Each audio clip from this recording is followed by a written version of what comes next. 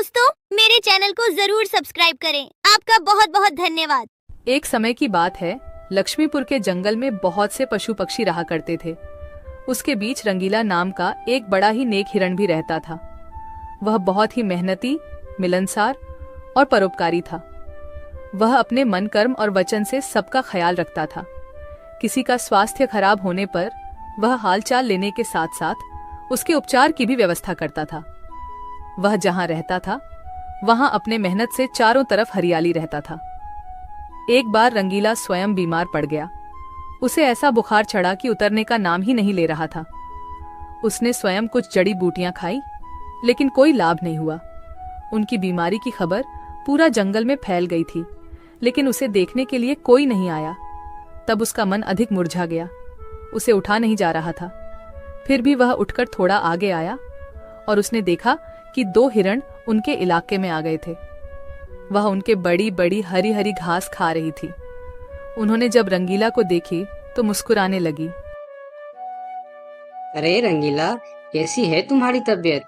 हम लोग तो तुमसे ही मिलने आए हैं, तुम्हारा हालचाल जानने आए हैं। हाँ रंगीला, मैंने सुना तुम्हारी तबीयत बहुत खराब है, तो हमसे रहा नहीं गया, इसीलिए चले आए हैं। अब बताओ, कैसी तबीयत है तुम्हारी? तबीयत में कुछ सुधार नहीं आया है, अब कोई दूसरी दवा लेनी पड़ेगी। हाँ हाँ, अच्छी दवा लेना और अपनी ख्याल रखना। अब तुम आराम करो, हम चलते हैं। रंगीला मुड़कर अपनी घर के तरफ चला गया और इधर दोनों हिरण फिर से रंगीला के इलाके के हरे हरे घास खाने लगी। हमने इस जगह के बारे में जितना सुना था उससे कहीं ज्यादा पाया। रंगीला ने बड़ी मेहनत से ये गुलशन सजाया है। चारों तरफ हरियाली ही हरियाली है। देखकर और खाकर तबीयत खुश हो गई। अभी पेट भरकर खा लेता हूँ, फिर कल रंगीला से मिलने के बहाने आ जाऊंगा। हमें रंगीला से क्या काम, हमें तो यह हरियाली खींच लाई है। चलो, हम फिर कल आएंगे रंगीला से मिलने के बहाने। जब दोनों हिरण का पेट भर गया तब वह वहां से चले गए और अपने इलाके में जाकर वह रंगीला के इलाके के हरे हरे घास के बारे में तारीफ करने लगे। अरे भाई, यहाँ सूखे घास खाकर पड़े हो, वहाँ जाओ रंगीला के दरबार में, रंगीला का हालचाल पूछो और पेट भर के हरे हरे घास खाओ।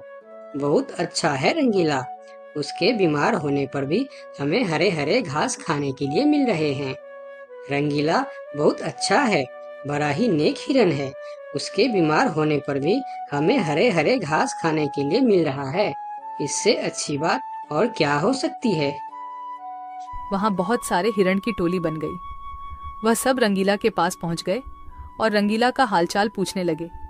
पहले तो रंगीला को इस बात की बहुत खुशी हुई कि कितने सारे लोग इनके हालचाल पूछने आ गए, लेकिन उसके बाद का नजारा देखकर रंगीला का सर चकरा गया। सारे हिरण उनके इलाके के घास खाने में जुट गए थे। कुछ हिरण तो फल भी खा रहे थे। उनके पास सर उठाकर इधर उधर देखने की भी फुर्सत नहीं थी। रंगीला बेचारा मन ही मन सोचने लगा कि यह लोग मेरे पास 2 घड़ी भी नहीं रुके और घास खाने में जुट गए। अगर यही हाल रहा तो मेरे इलाके के सभी घास खत्म हो जाएंगे, मेरे खाने के लिए भी कुछ नहीं बचेगा। लेकिन उसके थोड़ा देर बाद ही उनका मित्र भालू वहां आ गया। उसके आने में देर हो गया था। माफ करना दोस्त, मुझे आने में देर हो गई है। तुम्हारे लिए औषधि लाने बहुत दूर चला गया था। औषधि तो मिल गई, लेकिन आने में थोड़ी देर हो गई। ये जड़ी बूटी तुम जल्दी खा लो और जल्दी से ठीक हो जाओ मेरे दोस्त। रंगीला ने वह औषधि खाई और कुछ देर बाद ही उसे आराम मिलने लगा। उसका दोस्त भालू उनके साथ ही रुका रहा और 2 दिन के बाद रंगीला का तबीयत ठीक हो गई। लेकिन उनके खाने के लिए न कोई घास बचा था, न कोई फल बची थी। उनकी सारी मेहनत पर पानी फिर गया था। वह बहुत उदास हो गया। दोस्त रंगीला, मैं जानता हूँ ये मतलब का संसार है। ज्यादातर यहाँ सब दोस्ती दिखावा का ही करते हैं। सब अपने फायदे की सोचता है। तुम चिंता मत करो, हम दोनों मिलकर यहाँ फिर से अपना गुलशन सजाएंगे, एक नई दुनिया बनाएंगे। इस कहानी से हमें यह सीख मिलती है कि मन में कपट रखने वाला मित्र शत्रु से भी ज्यादा खतरनाक होता है। दोस्तों, मेरे चैनल को जरूर सब्सक्राइब करें। आपका बहुत बहुत धन्यवाद। सरयू नदी के पास एक बहुत बड़ा जंगल था। उस जंगल में काफी सारी जानवर रहते थे जो प्यास लगने पर नदी में आकर पानी पीते थे। नदी के दूसरे किनारे पर एक और छोटा सा जंगल था जहां बहुत कम जानवर थी। एक दिन बड़ी जंगल का छोटा खरगोश सरयू नदी के पास आकर पानी पी रहा होता है। तभी नदी के दूसरी ओर खड़ा एक बाघ उसे देख रहा होता है। यह खरगोश आज मेरा भोजन बन सकता है। वैसे भी मेरे जंगल में अब शिकार करने लायक जानवर बचा भी नहीं है। क्यों न मैं नदी के उस पार वाले जंगल में जाकर शिकार करूं। और वैसे भी वह जंगल बहुत बड़ा है और वहां का शेर भी मूर्ख और शाकाहारी है। पता नहीं ऐसे शेर मर क्यों नहीं जाते। बाघ खरगोश को देखकर शिकार करने की सोचता है और शिकार करने की लालच में नदी के दूसरी ओर चला जाता है। अपनी ओर बाघ को आता देख खरगोश वहां से भागने लगता है, पर तभी बाघ उसे आवाज देकर रोक लेता है। अरे खरगोश, मुझे देखकर कहाँ भाग रहे हो? तसल्ली से पानी पी लो भाई। मैं तो बस तुमसे बात करने आ रहा था। क्या तुम सच बोल रहे हो? हाँ, मुझे तुम्हारे जंगल का शेर सिंह के बारे में बात करना है। मैंने सुना है कि वह तुम्हारा बहुत चिंता करता रहता है। खरगोश समझ चुका था कि बाघ उसे अपनी बातों में फुसलाने की कोशिश कर रहा है। इसीलिए खरगोश उसकी बातों का कोई जवाब नहीं देता और तुरंत वहां से भागने लगता है। परंतु खरगोश बाघ से तेज नहीं भाग पाता और बाघ उसका शिकार कर लेता है। यहाँ के जानवर बड़ी आसानी से शिकार हो जाते हैं, तो क्यों न मैं इसी जंगल में रहकर आसानी से शिकार किया करूं। बाघ अभी इसी जंगल में रहकर ही शिकार करता रहता है। इस तरह से जंगल में जानवर कम होने लगते हैं। एक दिन अरे लोमड़ी, मैंने सुना है कि तुम अपनी सहेली से मिलने के लिए दूसरे जंगल में जा रही हो। हाँ, लेकिन तुम्हें मेरी इतनी चिंता क्यों हो रही है? देखो लोमड़ी, तुमने सांप के अंडे के साथ जो हरकत की थी, जिसके लिए तुम्हें शेर सिंह ने सजा दी थी, इसके लिए तुम जंगल से भाग नहीं सकती। लेकिन मैं भाग नहीं रही हूँ। मैं तो अपनी सहेली से मिलने उस जंगल में जा रही हूँ। पर मुझे शक है कि तुम मौके देखकर भाग भी सकती हो, इसीलिए मैं तुम पर नजर रख रहा हूँ। देखो भैया, मैं शेर सिंह की हुक्म का पालन कर रही हूँ, लेकिन तुम अपना ड्यूटी ढंग से नहीं कर रहे हो। क्यों? तुमको क्यों लग रहा है कि मैं अपनी ड्यूटी ढंग से नहीं कर रहा हूँ? दरअसल इस वक्त तुम्हें जंगल में हमारी जानवर पर ध्यान रखनी चाहिए, क्योंकि हमारी जंगल की जानवर कम हो रहे हैं। सुना है जंगल में कोई शिकारी घुस आया है जो हमारे जानवरों का शिकार कर रहा है। लोमड़ी, तू चालाक है, ये मैं जानता हूँ, लेकिन मैं भी इतना बेवकूफ नहीं हूँ, ये तू जान ले। मैं तेरे बातों में नहीं आने वाला। याद रखना, अगर आज तुम मेरे बातों पर यकीन नहीं करोगे तो तुम भी किसी दिन कोई शिकारी जानवर का शिकार बन जाओगे। चाहे जो भी हो जाए, मैं तुम्हें यहाँ से जाने नहीं दूंगा। देखो, मेरा जाना बहुत जरूरी है। मैं 2-3 दिन में वापस आ जाऊंगी। मुझे जाने दो। ठीक है, मैं तुम्हें जाने दूंगा, लेकिन मेरा एक शर्त है। शर्त? कैसी शर्त? यही कि तुम्हें उस जंगल के थाने में जाकर रोज हाजिरी देनी होगी। मुझे मंजूर है। लोमड़ी को पता था कि जंगल से जानवर कम हो रहे हैं, इसीलिए वह हाथी की शर्त मानकर वहां से चली जाती है। वहीं दूसरी ओर हाथी जंगल की निगरानी करने लगता है। तब दिखता है कि जंगल से कुछ खरगोश गायब है। इस चिंता में कई खरगोश आपस में बात भी कर रहे होते। देखो भाइयों, हमें सावधान रहना होगा, क्योंकि जंगल से खरगोश गायब हो रहे हैं। हाँ, लेकिन इस बात का फरियाद हमें शेर सिंह को करनी चाहिए। तभी खरगोश की बात सुनकर हाथी उनके पास आता है। क्या हुआ है भाई? तुम सब आपस में क्या मीटिंग कर रहे हो? मुझे भी बताओ। हाथी भैया, तुम शेर सिंह के सेनापति हो, क्या तुम हमारी फरियाद राजा तक पहुंचा सकते हो? अरे भाई, तुम्हारी रक्षा करना ही मेरा ड्यूटी है। बताओ, तुम्हारी क्या शिकायत है? हाथी भैया, कुछ दिन से हमारे कई साथी गायब हो गए हैं।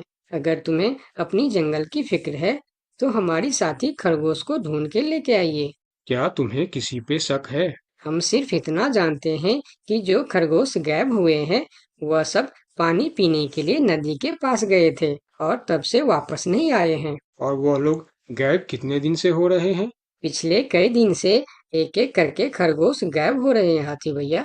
खरगोश की बात सुनकर अब हाथी को भी लोमड़ी की बात पर यकीन हो जाता है। लोमड़ी भी यही कह रही थी कि जंगल में कोई शिकारी आया है। हाथी वहाँ सोच ही रहा होता है कि तभी वहाँ 2 बकरी आती है। हे भगवान, अब क्या होगा? कौन बचाएगा हमें?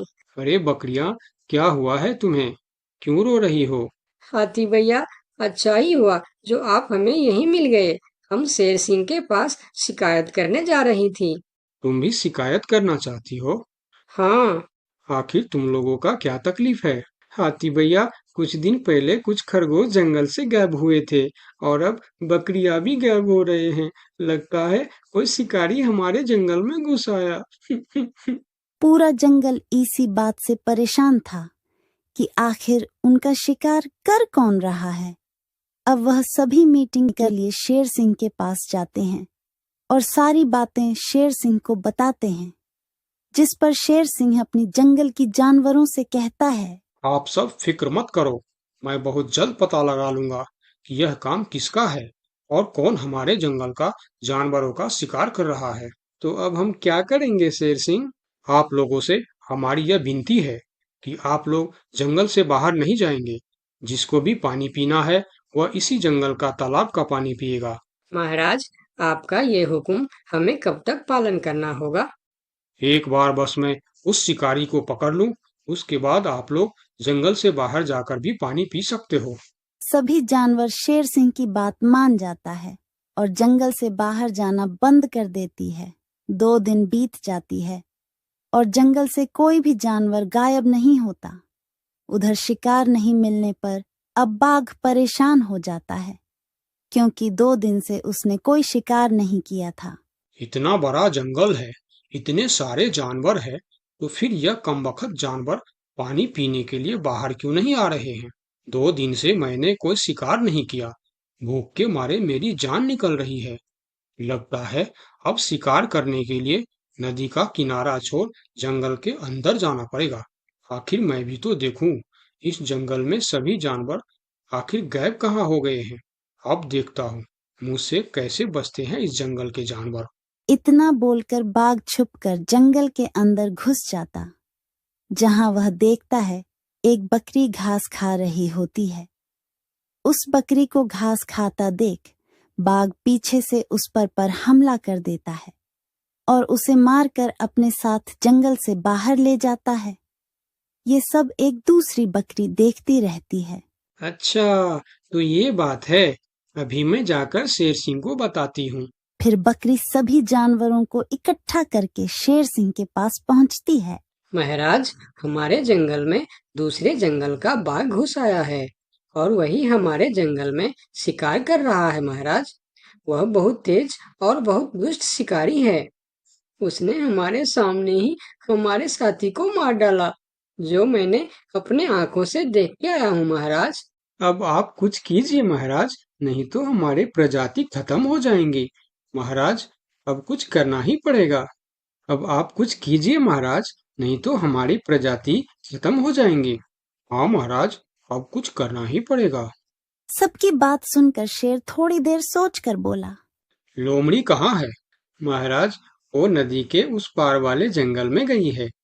शेर सिंह लोमड़ी के मदद से बाघ को पकड़ने का मन ही मन प्लान करके बोला, देखो, इस जंगल का जानवरों का रक्षा करना हमारा पहला कर्तव्य बनता है और मैं आप लोगों की रक्षा जरूर करूंगा।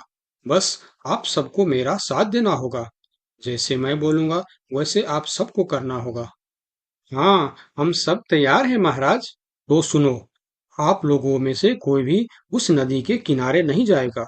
और जब वह शिकारी को शिकार नहीं मिलेगा तब वह जंगल के अंदर आने के लिए मजबूर हो जाएगा, और वो जब जंगल के अंदर आ जाएगा तब मैं जंगल के किसी एक जानवर को उसके सामने भेजूंगा।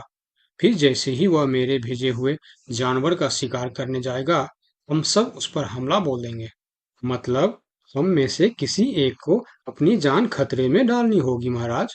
हाँ, मगर मौत के मुंह में जाने के लिए कौन तैयार होगा महाराज, वह तुम्हें कल पता चल जाएगा। शेर सिंह अपने गुप्तचरों द्वारा लोमड़ी को संदेश भिजवाकर उसे वापस बुलाता है। आपने मुझे इतनी रात में यहाँ क्यों बुलाया महाराज? लोमड़ी, मैं तुम्हारी सजा माफ करना चाहता हूँ, मगर तुम्हें मेरा एक काम करना होगा।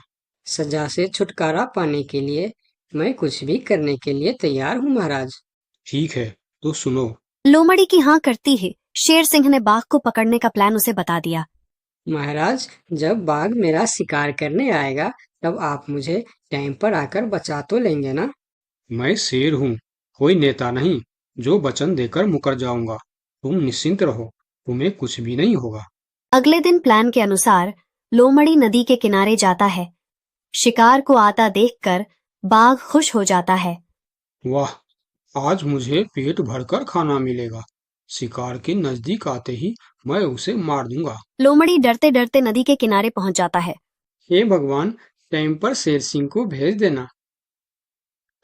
कैसी हो लोमड़ी? मैं ठीक हूँ बाघ भाई। अभी तो तुम ठीक हो, लेकिन थोड़ी देर बाद ठीक नहीं रहोगे। क्या मतलब? मतलब ये कि मैं अभी भूखा हूँ, और जब मैं भूखा होता हूँ तो किसी का भी शिकार कर लेता हूँ। इतना बोलकर जैसे ही बाघ लोमड़ी की तरफ जाता है, वो शेर सिंह के जाल में फंस जाता है और वहां सारी जानवर आ जाता है। बाघ, तू शिकार के लालच में मेरे चंगुल में फंस गया है। अब तेरी कहानी खत्म। तुमने मुझे धोखा दिया शेर सिंह। जैसी करनी वैसी भरनी, मुहावरा तो तूने सुना ही होगा। बाघ, तू सबको धोखे से मारता था, इसीलिए मुझे तुम्हें भी धोखे से मारना पड़ा। मुझे माफ कर दो शेर सिंह, मैं हमेशा के लिए जंगल छोड़कर चला जाऊंगा। तूने हमारे जनता पर अत्याचार किया है, अब तुम्हें इसका हिसाब चुकाना पड़ेगा। साथियों, अपना बदला ले लो। शेर सिंह की आज्ञा मिलते ही सारे जानवर उस बाघ पर टूट पड़ता है। इस तरह से शेर सिंह अपने चालाकी और सूझबूझ से अपने जंगल के जानवरों की रक्षा करता है। इस कहानी से हमें यही सीख मिलती है कि धोखे का अंजाम धोखा ही होता है, जैसी करनी